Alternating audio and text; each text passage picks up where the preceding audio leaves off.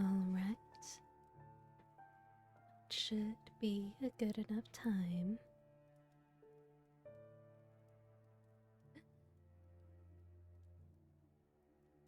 Hello, Darla. Thank you so much for popping in. I hope you are able to build a powerful and influential cult. Is it the sheepy variety, I'm assuming?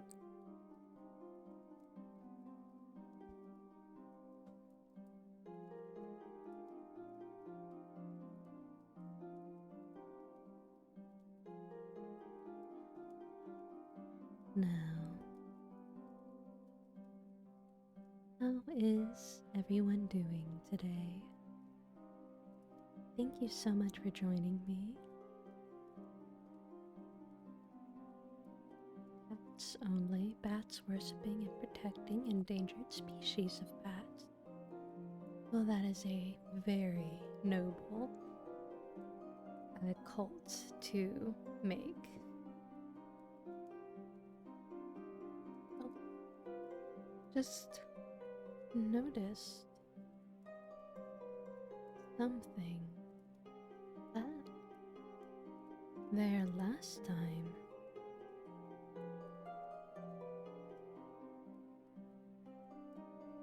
Can y'all even see that?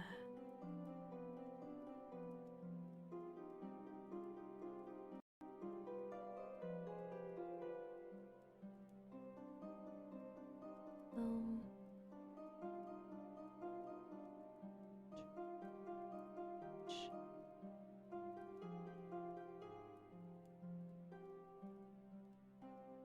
Well, whatever that is, I hope that is fixed now.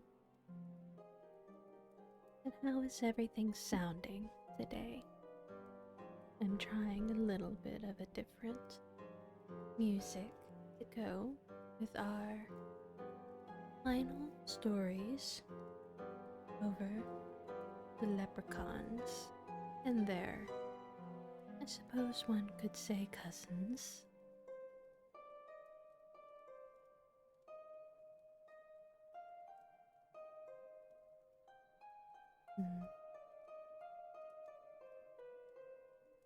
does sound quite nice, I think. The delicate little harp.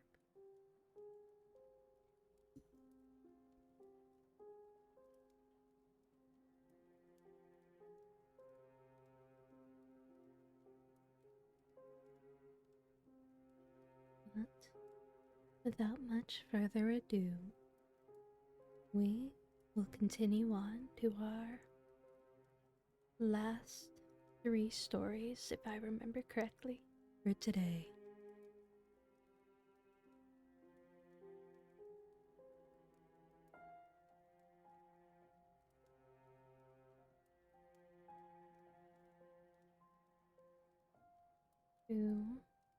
One last thing that I forgot to do.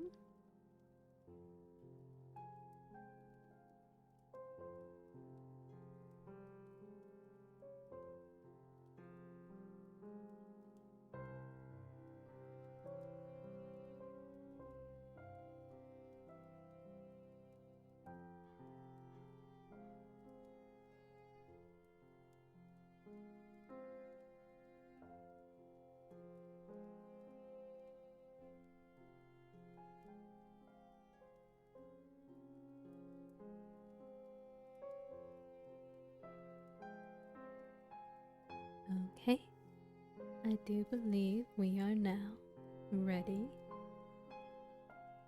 for our stories to continue.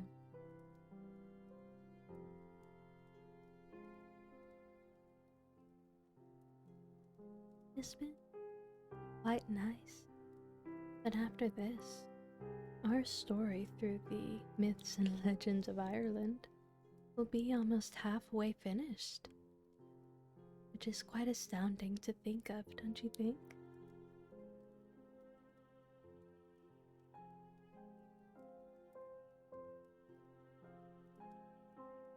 With that, our final story, or our first story for today is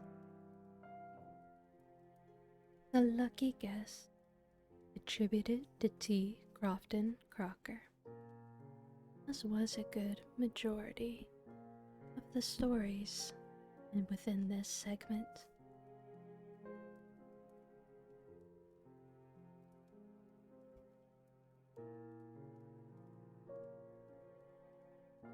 The kitchen of some country houses in Ireland presents in no ways a bad modern translation of the ancient feudal hall.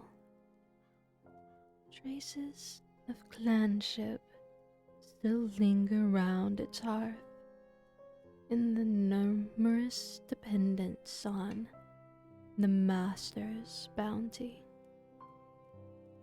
Nurses, foster brothers, and other hangers-on are there as the matter of right, while the strolling piper, full of mirth and music, the benighted traveler, even the passing beggar, are received with a hearty welcome, and each contributes langsty song or superstitious tale towards the evening's amusement. An assembly such as has been described had collected round the kitchen fire of Ballybrahan House at the foot of the Galtree Mountains, when, as is ever the case, one tale of wonder called forth another, and with the advance of the evening, each succeeding story was received with deeper and deeper attention. The history of Cochna Loba's dance with the Black Friar at Ranhill, and the fearful tradition of Count Anne Irmoriv, or the Dead Man's Hollow, were listened to in a breathless silence. A pause followed the last relation, and all eyes rested on the narrator, an old nurse who occupied the post of honor, next the fireside. She was seated in that peculiar position which the Irish name Treasury, a position generally assumed by a veteran and determined storyteller. Her haunches resting upon the ground and her feet bundled under her body, her arms folded across and supported by her knees, and the outstretched chin of her hooded head resting on an upper arm, which compact arrangement nearly reduced the whole fixture into a perfect triangle. Unmoved by the general gaze, Bridget Doyle made no change of attitude, while she gravely asserted the truth of the marvelous tale concerning the Dead Man's Hollow. Her strongly marked countenance, at the time receiving what painters term a fine chiaroscuro effect from the firelight. "I have told you," she said, "what happened to my own people, the Butlers and the Doyles, in the old times, and here is little Ellen Connell from the country Cork, and who can speak to what happened under her own father and mother's roof? The Lord be good to them."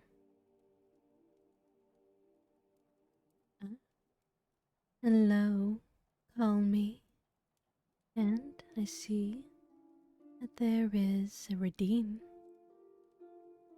to lighten up a bit. Hello, Shroom, and thank you for the redeem."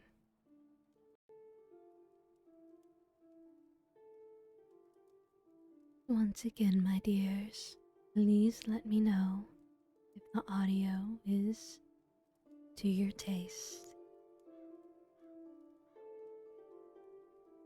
My day has been well, call me. Thank you for asking. Ellen was a good, young, and blooming girl of about 16, who was employed in the dairy at Ballyrayan. She was a picture of health and rustic beauty, and at this hint from Nurse Doyle, a deep blush mantled over her countenance. Yet, although unaccustomed to public speaking, she, without further hesitation or excuse, proceeded as follows.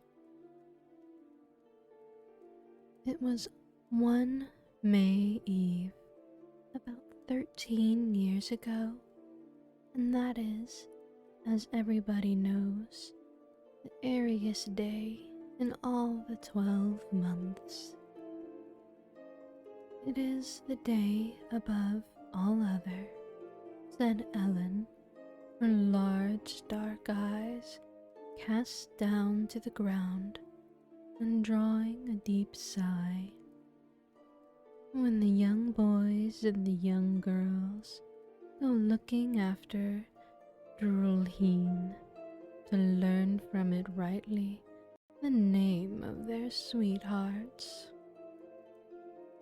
My father and my mother and my two brothers, with two or three of the neighbors, were sitting round the turf fire and were talking to one thing or another. My mother was hushing my little sister, striving to quiet her, for she was cutting her teeth at the time and was mighty uneasy through the means of them. The day, which was threatening all along, now that it was coming to dusk, began to rain, and the rain increased and fell faster and faster, as if it was pouring through a sieve out of the whole wide heavens. And when the rain stopped for a bit, there was a wind which kept up such a whistling and racket that you would have thought the sky and the earth were coming together. It blew and it blew, as if it had a mind to blow the roof off of the cabin. And that would not have been very hard for it to do, as the thatch was quite loose in 2 or 3 places.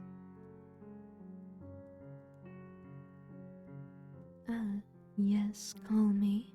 I am reading a book, specifically a collection of different Irish fairy and folk tales.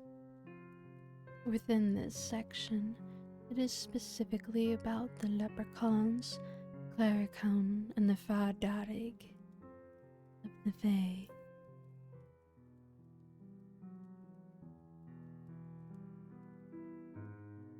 Then the rain began again, and you could hear it spitting and hissing in the fire as it came down through the big chimney. God bless us, says my mother, but 'tis a dreadful night to be at sea, says she, and God be praised that we have a roof, bad as it is, to shelter us. I don't, to be sure, recollect all of this, Mrs. Doyle, but only as my brothers told it to me, and other people, and I often have heard it, for I was so little then that they say I could just go under the table without tipping my head. Anyway, it was in the very height of the pelting and whistling, and we heard something speak outside the door. My father and all of us listened, but there was no more noise at that time. We waited a little longer, and then we plainly heard a sound like an old man's voice, asking to be let in. But mighty feebly and weak, Tim bounced up without a word to ask us whether we'd like to let the old man, or whoever he was in, having always a heart as soft as a mealy potato, before the voice of sorrow. When Tim pulled back the bolt that did the door, in marched in a little bit of a shriveled, weather-beaten creature, about 2.5 feet high.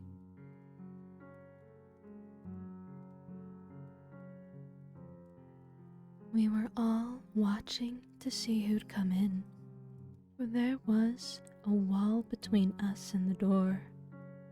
But when the sound of the undoing of the bolt stopped, we heard Tim give a sort of screech, and instantly he bolted in to us. He had hardly time to say a word, or we either, when the little gentleman shuffled in after him, without a God save all here, or by your leave, or any other sort of thing that any decent body might say. We all, of one accord, scrambled over to the furthest end of the room, where we were, young and old, everyone trying who'd get nearest to the wall and furthest from him. All the eyes of our body were stuck upon him, but he didn't mind us no more than the frying pan there does now.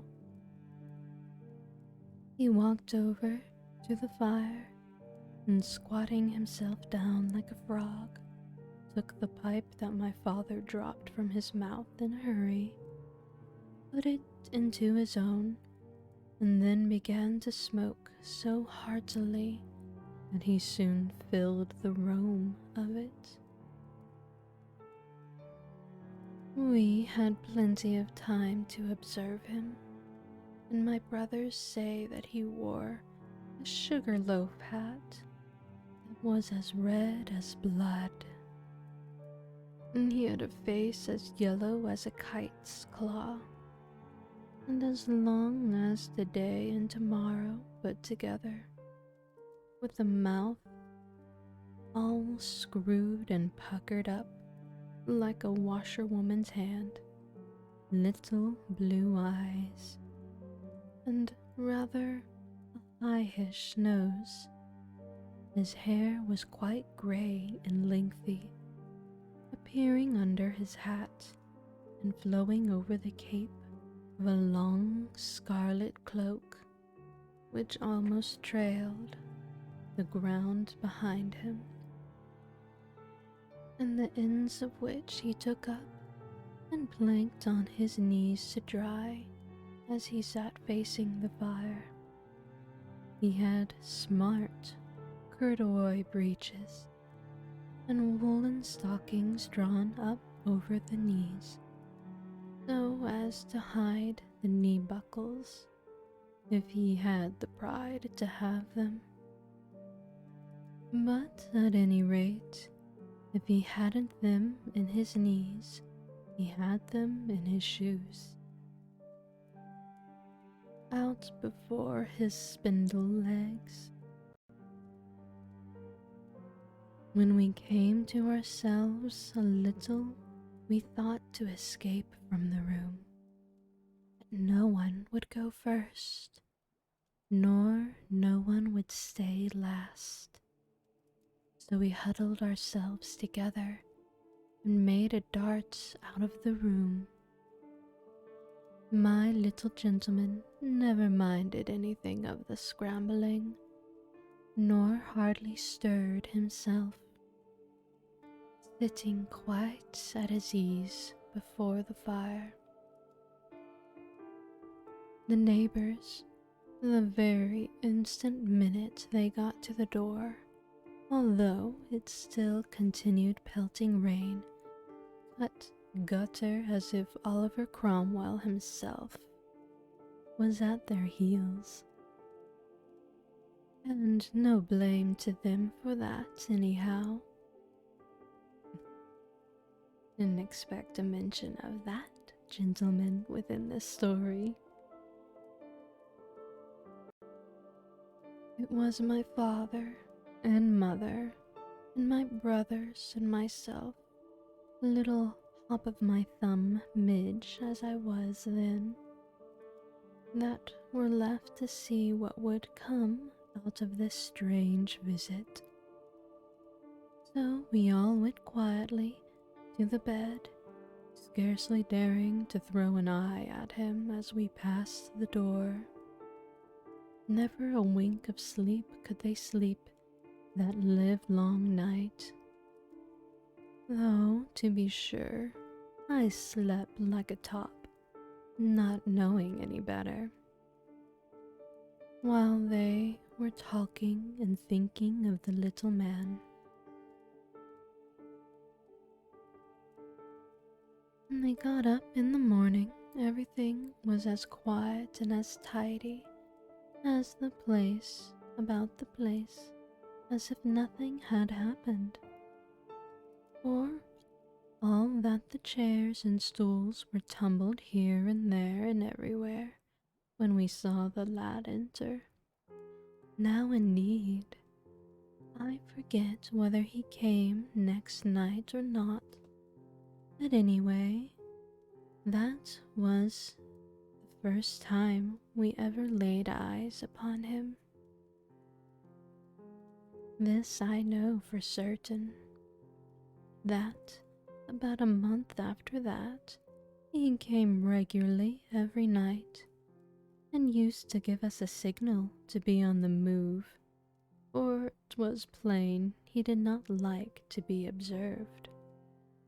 This sign was always made about 11 o'clock, and then, if we looked toward the door, there was a little hairy arm thrust in through the keyhole, which would not have been big enough, only there was a fresh hole made near the first one, and the bits of stick between them had been broken away, and so 'twas just fitting for the little arm. The Fair continued his visits, never missing a night, as long as we attended to the signal, smoking always out of the pipe he made his own of, and warming himself till day dawned before the fire, and then going no one living knows where. But there was not the least mark of him to be found in the morning, and 'tis as true, Nurse Doyle, and honest people as you are, all here sitting before me and to the side of me, that the family continued thriving, and my father and brothers rising in the world while ever he came to us. When we observed this, we used always look for the very moment to see when the arm would come, and then we'd instantly fly off with ourselves to our rest. But before we found the luck, we used sometimes to sit still and not mind the arm, especially when a neighbor would be with my father, or that 2 or 3 or 4 of them would not have a drop among them. And then they did not care at all for the arms, hairy or not, that ever were seen. No one, however, dared to speak to it or of it. Searching for music for your next video? Then you need to check out our list. I hope ads haven't been playing without my noticing. That would be very unfortunate.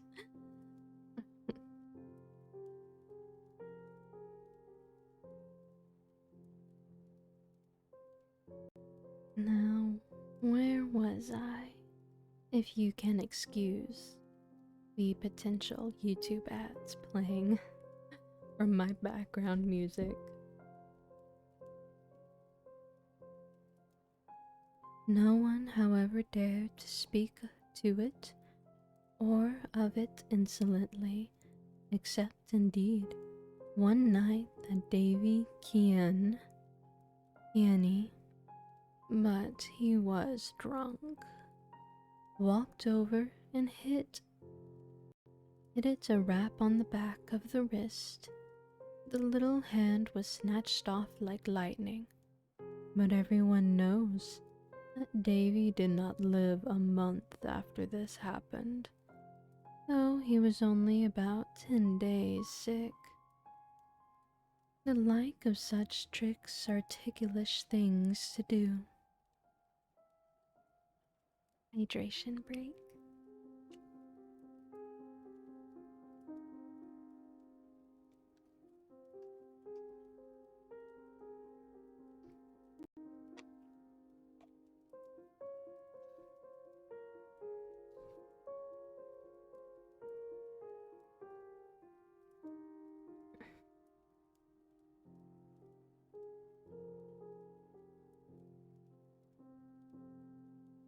As sure as the red man would put his arm for a sign through the hole in the door, and that we did not go and open it to him, so sure some mishap befell the cattle.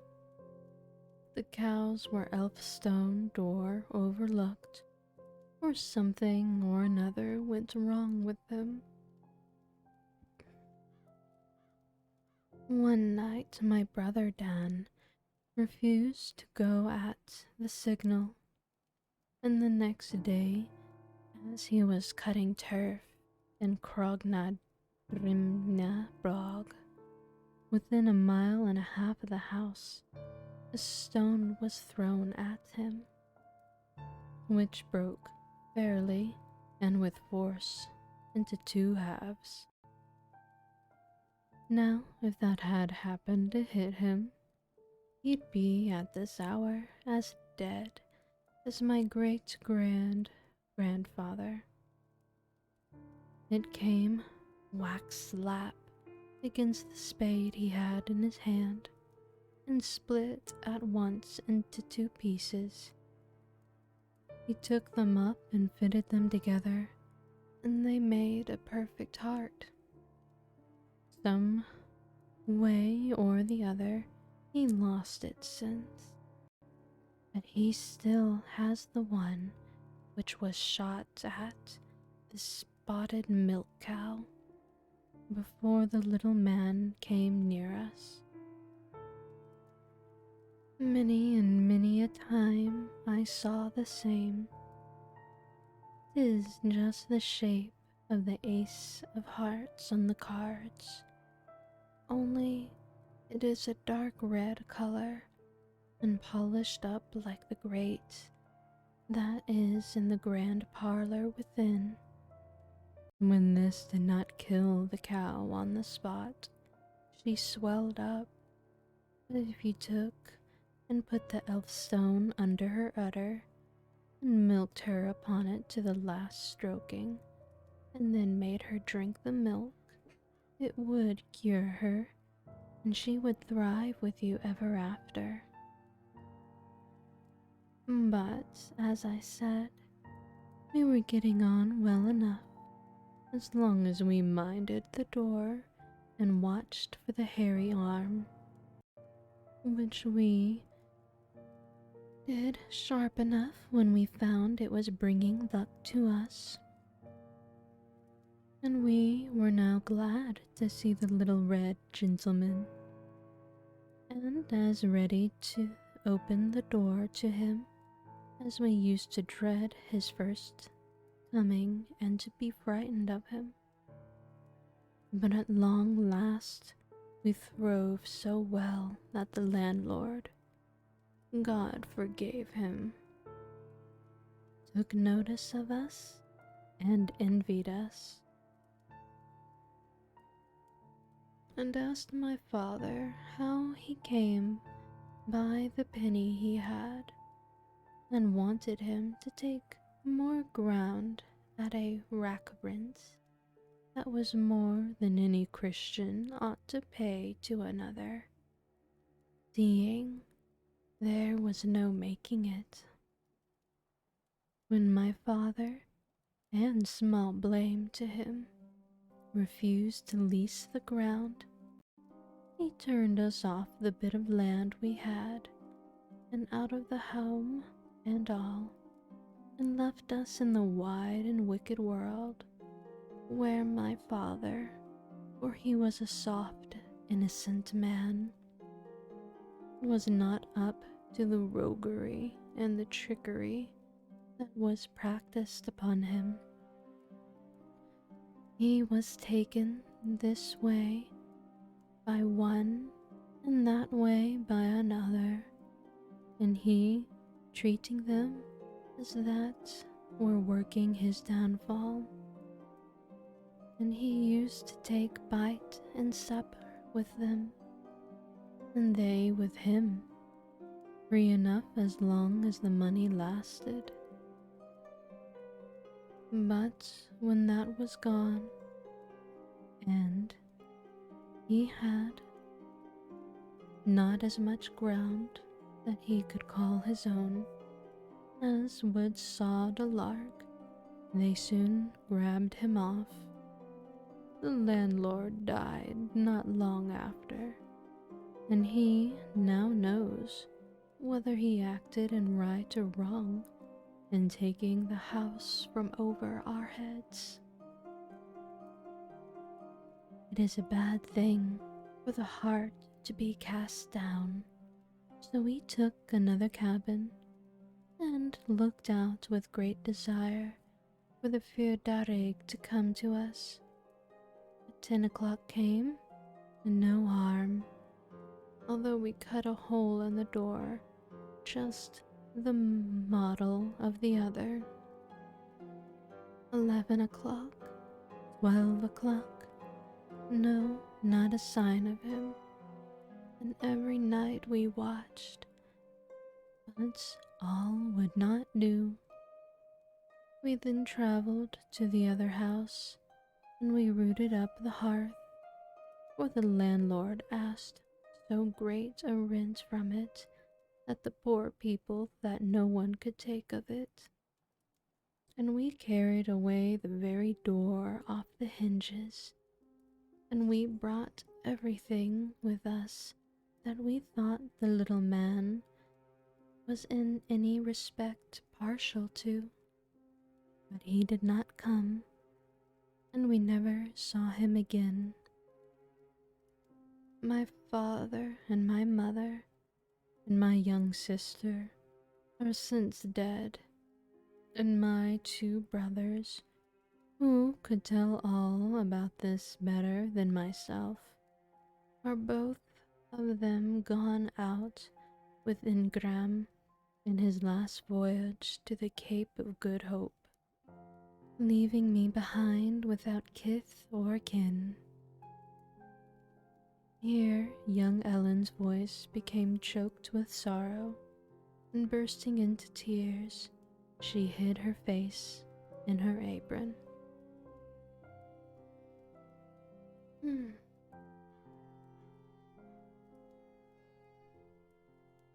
Such a sad little story for the little one. Although the peace was within a balance, it was the greed of the landlord which brought everything down, and more than likely brought forth his own death.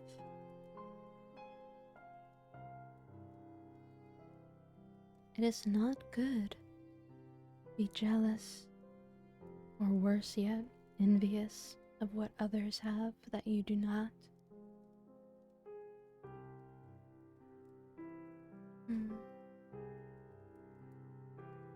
This next story is simply called The Leprechaun, attributed to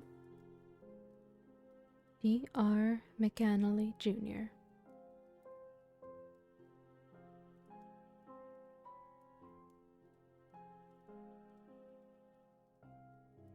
One of the most hated peculiarities of the leprechaun family is their intense hatred of schools and schoolmasters, arising perhaps from the ridicule of them by teachers, who affect to disbelieve in the existence of the leprechaun and thus insult him.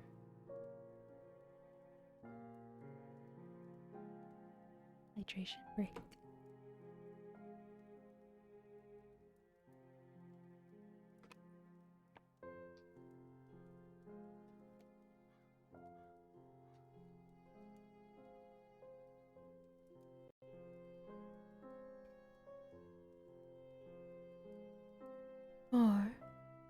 It's very well beknownst that unless ye believe in him and threat him well, he'll have and come back no more.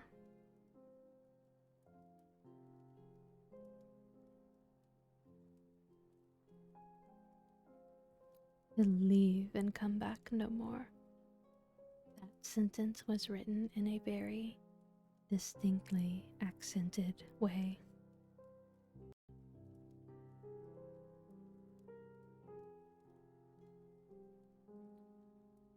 He does not even like to remain in the neighborhood where a national school has been established, and as such, schools are now numerous in Ireland. Leprechauns are becoming scarce. One generation of teachers is enough for them because the families where the little fellows live forget to set them out the bit of supper, and so they leave. The few that remain must have a hard time keeping soul and body together, for nowhere do they now receive any attention at meal times, nor is the anxiety to see one by any means so great as in the childhood of men still living.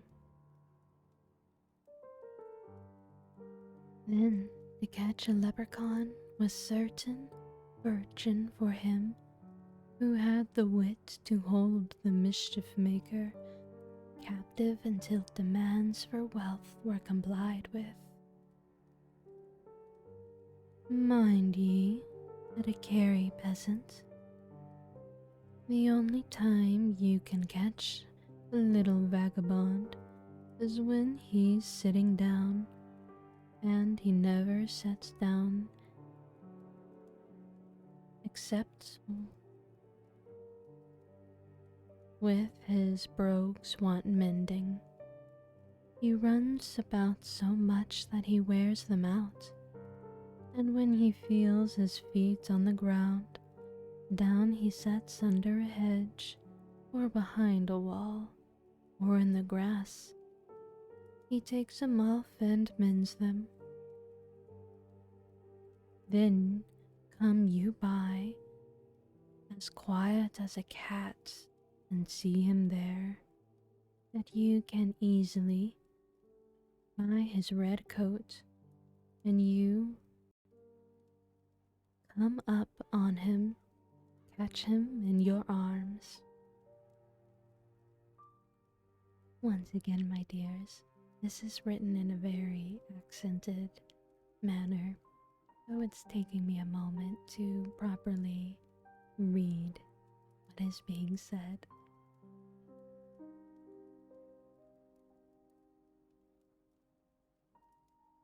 Give up your gold, says you. Begone, I have no gold, says he. Then out with your magic purse, says you. But it's like pulling a half. But it's like pulling a hat full of teeth to get another purse or gold on him. He's got gold by the ton and can tell you where you can put your finger on it, but he won't till you make him, and that must be done by no easy means. Some cuts off his wind by choking him, and some baits him, but don't for the life of you ever take your eyes off him, for if you do, he's off like a flash, and the same man never sees him again. And that's how it was with Michael O'Doherty. I believe that name is in reference to a story I had read to you earlier in this sector.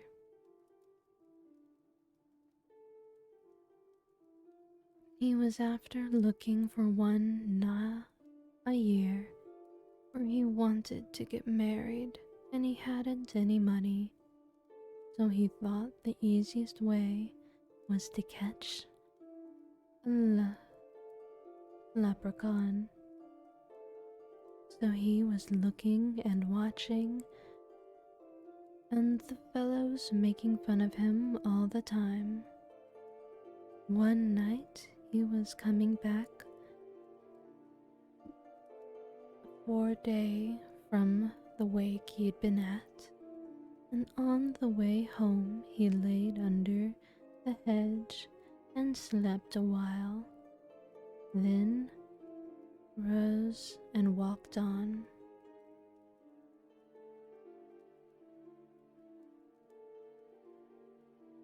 To give you an example of how deeply accented this story is, I will read the next paragraph exactly as it is written. So as he was walking, he seen Luricone in the grass be the road a mendin his brogues. So he slipped up and got him fast enough, and then made him tell him where was his gould.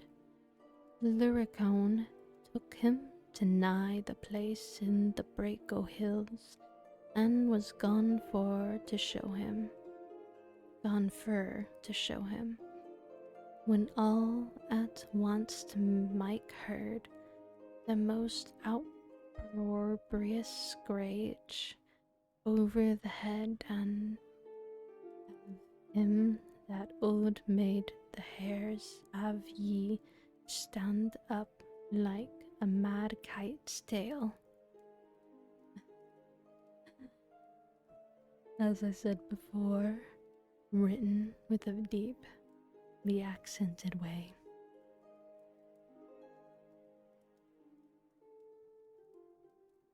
The saints defend me, says he. What's that? And he looked up from the leprechaun that he was carrying in his arms. The moment the little one went out of his sight, where he looked away from it, that it was gone. But he heard it laugh when it went, and he never got the gold, but died poor, as my father knows, and he was a boy when it happened. Although the leprechauns are skillful in evading curious eyes, and when taken, are shrewd in escaping from their captors, their tricks are sometimes all in vain, and after resorting to every device in their power, they are occasionally compelled to yield up their hidden stores. One instance of this was narrated by a Galloway peasant. It was Paddy Donnelly of Conmara. He was always hard at work, as far as anyone could see, and bad luck to the day he'd miss, bearing Sundays.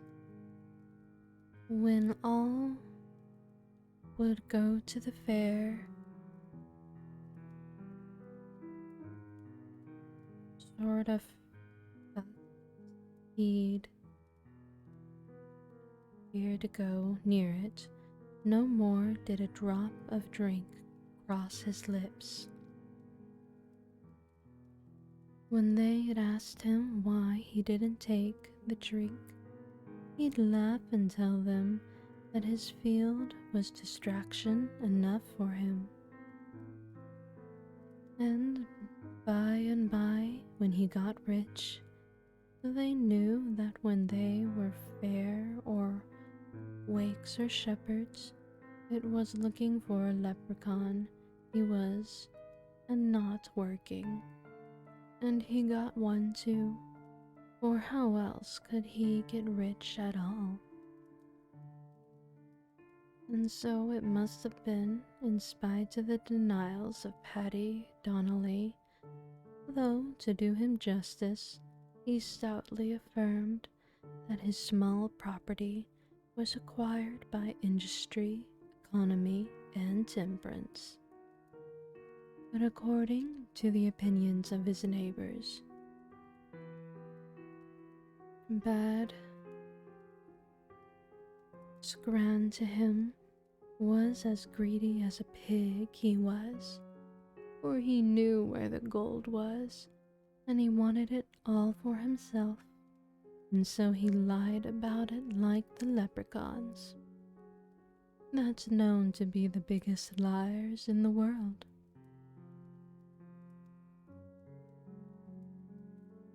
The leprechaun is an old bachelor elf who successfully resists all efforts of scheming fairy mamas to marry him, the young and beautiful fairies, persisting in single blessedness, even in exile from his kind, being driven off as punishment for his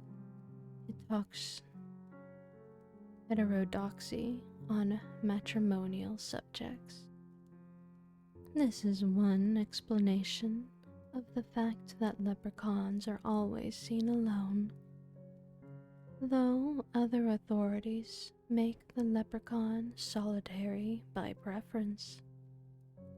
He, having learned the hollowness of fairy friendship and the deceitfulness of fairy femininity, and left the society of his kind in disgust at its lack of sincerity. It must be admitted that the later explanation seems the more reasonable, since whenever the leprechaun has been captured and forced to engage in conversation with his captor, he displayed conversational powers that showed the ability to please. And as womankind, even among fairy circles, are, according to an Irish proverb, easily caught by an oily tongue, the presumption is against the expulsion of the leprechaun and in favor of his voluntary retirement.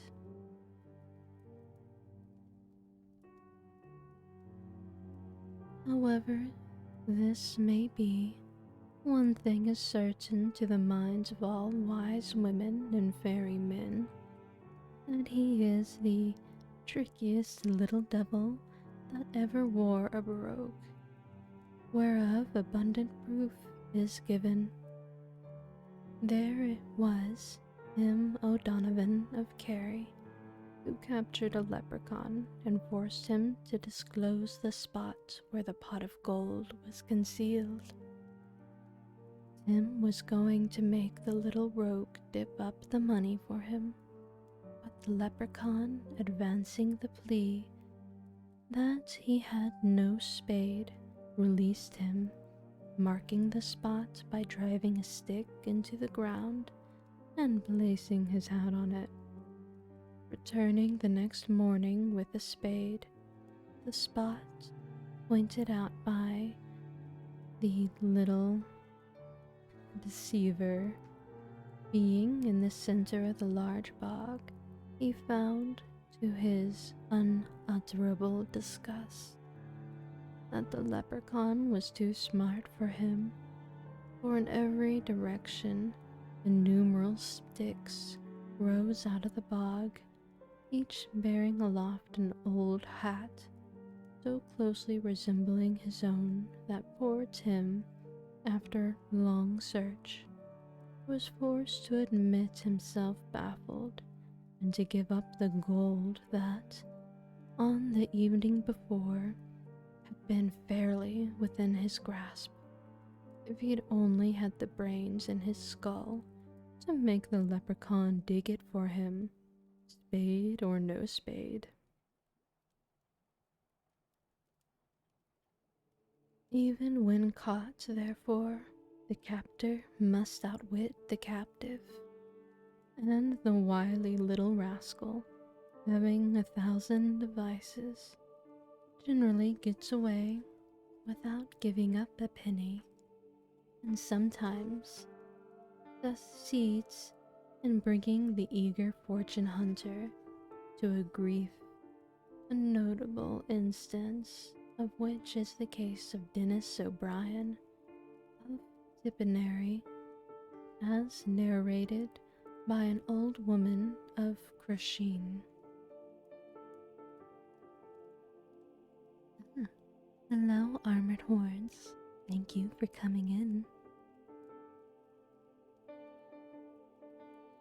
It's well known that the leprechaun has a purse that's got the charmed shilling. Only 1 shilling, but the wonder of the purse is this. No matter how often you take the shilling from it, the purse is never empty at all. But when you put your finger in again, you will always find one there. For the purse fills up when you take the one from it. So you may sit all day counting out the shillings, and they coming. That's the trick, that the good peoples be the magic. Well, of course, Armored Horns. Thank you for listening. Now, Dennis was a young blackguard that was always after peeping about under the hedge or to catch a leprechaun, though they do say them that doesn't search after them sees him often than the one that does. But Dennis made his mind up that there was one in the country he'd have him, for he hated work worse than sin, and did be setting in a keeping day in and out till you think he'd grow on the state. So one day he was coming home, and he seen something red over in the corner of the field, and in he goes, as quiet as a mouse, up and on the leprechaun, and grips him by the collar and downs him on the ground.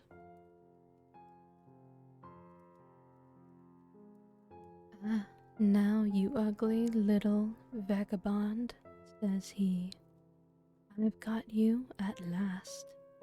Now give up your gold, or by Jakers I'll choke the life out of your pinsquazin cartridge. You old cobbler, you," says he, shaking him fit to make his head drop off. The leprechaun begged and screeched and cried and said he wasn't a real leprechaun that was in, but the young man wasn't a real leprechaun that was in it, but a young one that hadn't any gold. But Dennis wouldn't let go of him, and at last the leprechaun said he'd take him to the pot of gold that he was hidden by the say in the glen in Clare. Dennis didn't want to go so far, being fearful the leprechaun would get away, and he thought the devilish beast was lying to him, because he knew there was gold closer than that, and so he was choking him with his eyes stood out till he could knock them off with a stick. And the leprechaun asked him would he let go if he gave him the magic purse. After looking at it to make sure it was red silk and had the shilling in it. But the minute he took his 2 eyes off the leprechaun, away it went, the rogue, with a laugh that Dennis didn't like at all. And he was feeling very comfortable.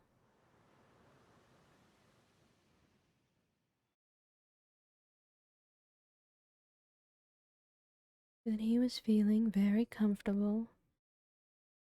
The reason at getting the purse, and says to himself, Agora, 'tis myself that ate the full of me waistband for the one time, and drank till the stame and gain can't squeeze 1 drop more down my neck.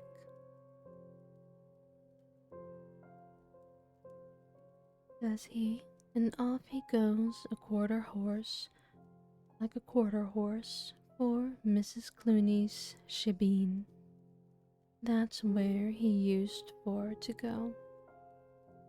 In he goes, and there was Patty Grogan, and Tim O'Donovan, and Mike Onathy, and Brian Flathery, and a string more of them sitting on the table, and he pulls up a seat, and down he sets, calling Mrs. Clooney to bring her best.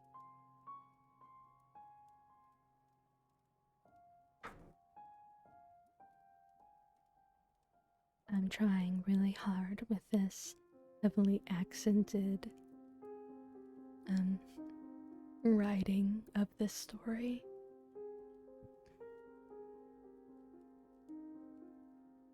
I don't think it would be any better if I tried to just read what it said, because I don't think that would be much better than me trying to process what is being said.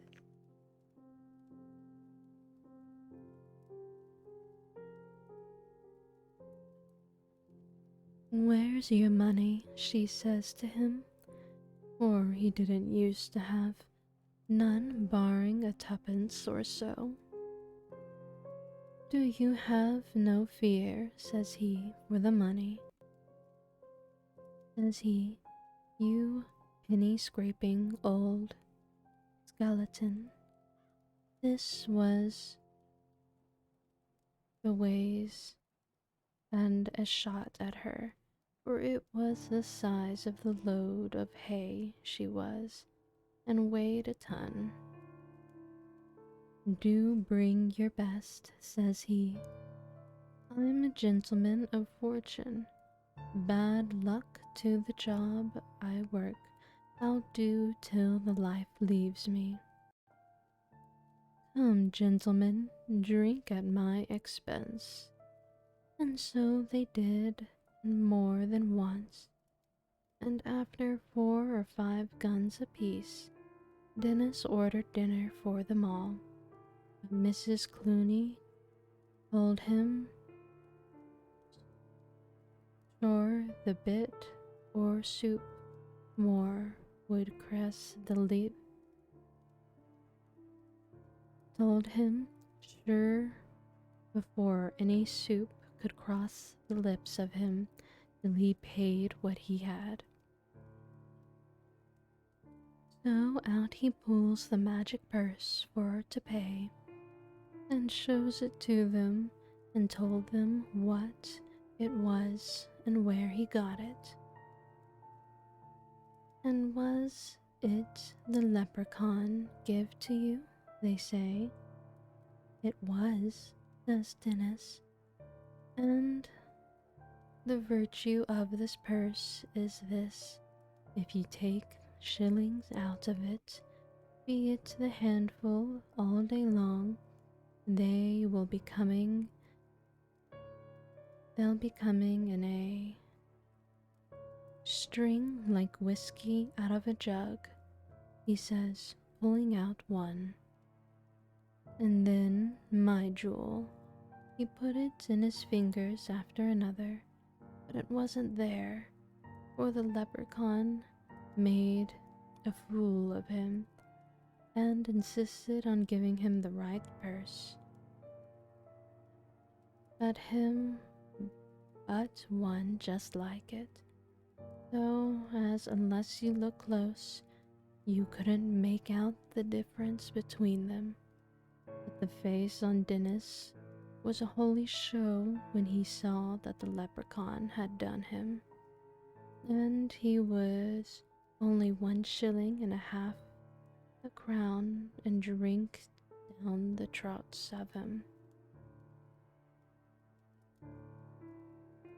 To the devil with your leprechauns and purses and magic shillings, screamed Mrs. Clooney, leaving a small blame to her that it was lying to her he was.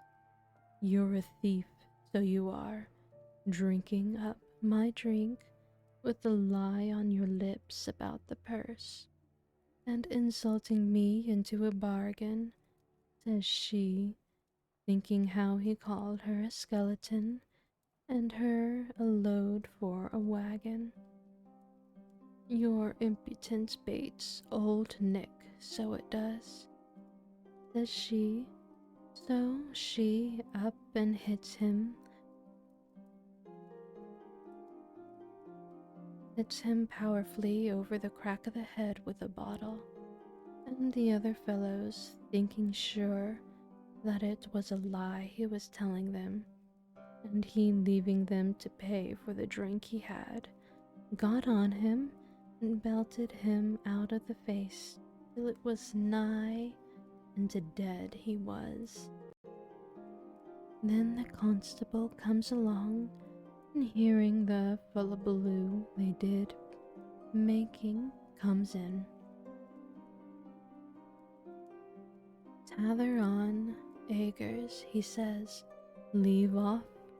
I command the peace. What's the matter here?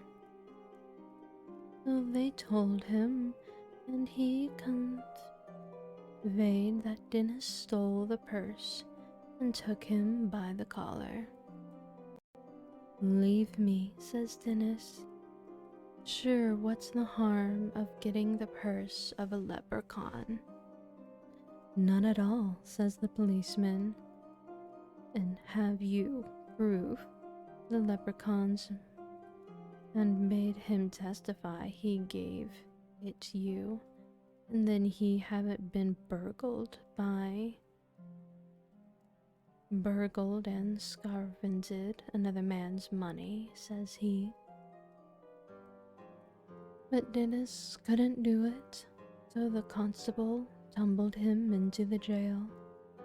From that he went on to court and got 30 days at hard labor, and he never done in his life before. And after he got out, he said he left looking for leprechauns, for they were too smart for him entirely, and it's true for him, because I believe they were.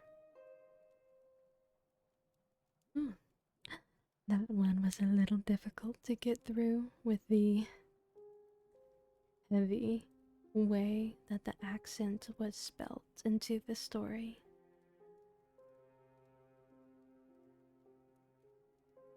But I tried, my dears. I really did try.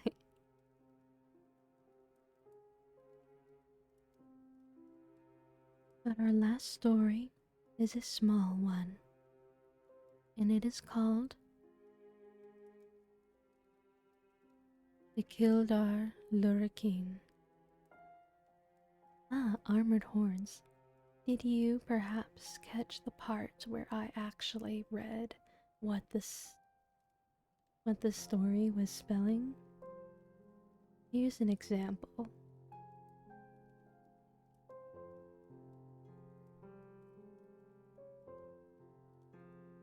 So, just with that last segment, from that he went to court and got 30 days at hard labor that he never done in his life afore, and after he got out, he said he'd left looking were leprechauns, for they were too smart for him entirely, and it's true for him because I believe they were.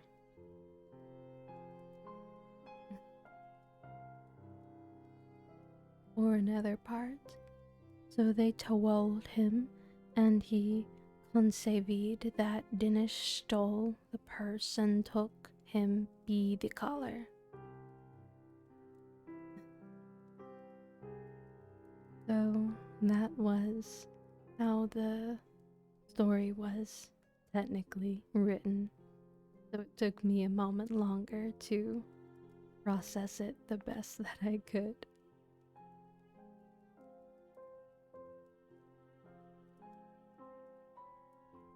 But the last story is The Kildare Lurricane, attributed to Patrick Kennedy. A young girl that lived in sight of Castle Carberry, near Edinburgh, was going for a pitcher of water to the neighboring well one summer morning, when who should she see sitting in the sheltery nook under an old thorn, with the lurricane working like a vengeance at the little old baroque, only fit for the foot of a fairy like him. And there he was, boring his holes and jerking his wax ends at his 3 little cornered hats with gold lace, his knee breeches, his jug of beer by his side, and his pipe in his mouth. He was so busy at his work, and so taken up with the old ballad he was singing in Irish, that he did not mind Bridheen till she had him by the scruff of the neck, as if he was in vice. He was in a vice. "Ah, what are you doing?" he says, turning his head round as well as he could. "Dear, dear, think such a pretty colleen catchin' a body, as if he was after robbing a hen's roost. What did I do to be threatened in such a way, of such an undecent manner? The very vulgarest young ruffian in the Townslands could do no worse. Come, come, Miss Bridget, take your hands off, sit down, and let us have a chat like 2 respectable people." "Ah, Mr. Lurricane, I don't care a wisp of coarse toe for your politeness. It's your money I want, and I won't take hand or eye off you till you put me in possession of a fine lob of it." Money indeed. Ha.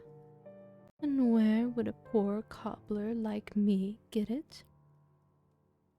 Anyhow, there's no money whereabouts, and if you'll only let go of my arms, I'll turn my pockets inside out and open the drawer of my seat, and give you leave of every halfpenny you'll find. That won't do. My eyes will keep going through you like daring needles till I have the gold.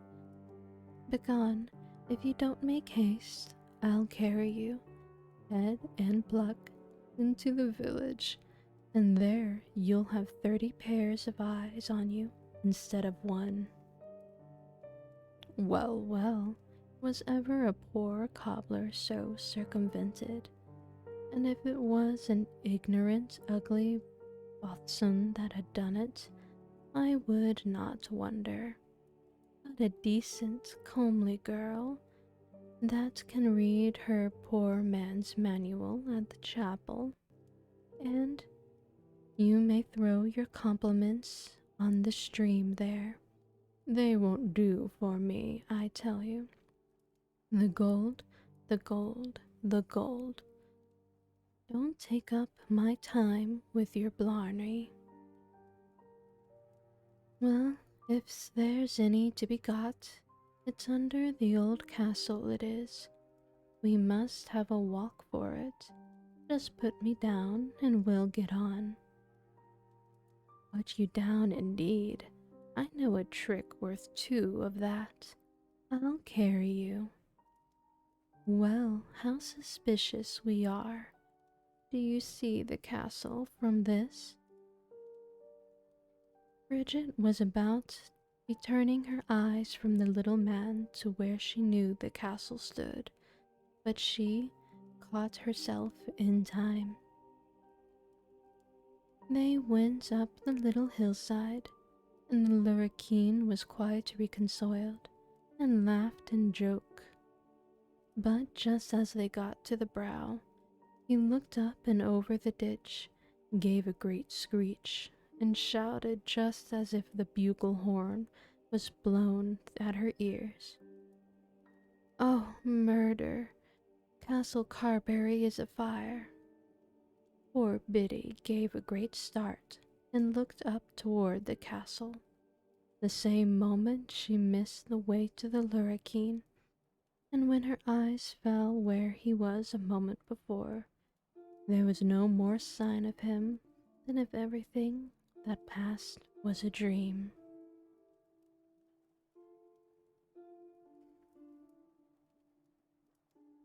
And that, my dears, was the final story involving the sector of the leprechauns, the cluricaun, and the fadarig. Next week, we will begin the information involving the puka, or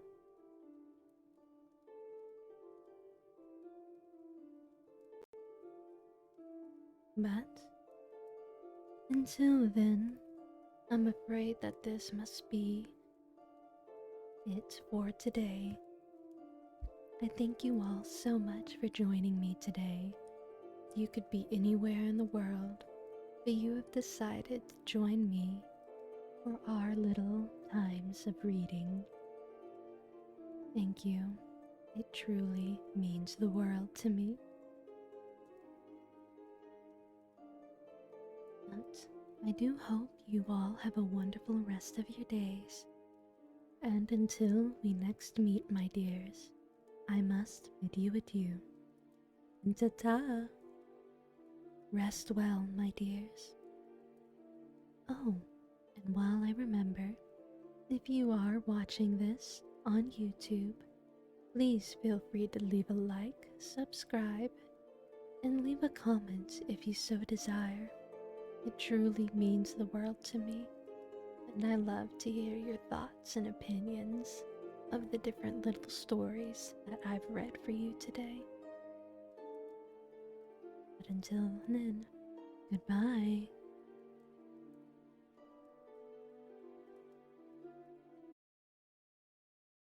Thank you so much for watching till the end of the video.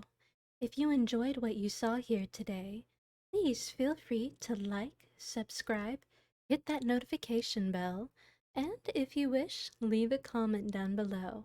On each side of me, there should be other videos from my channel that you may or may not wish to look at. But until then, I hope you have a wonderful rest of your day, and thank you so much for joining me.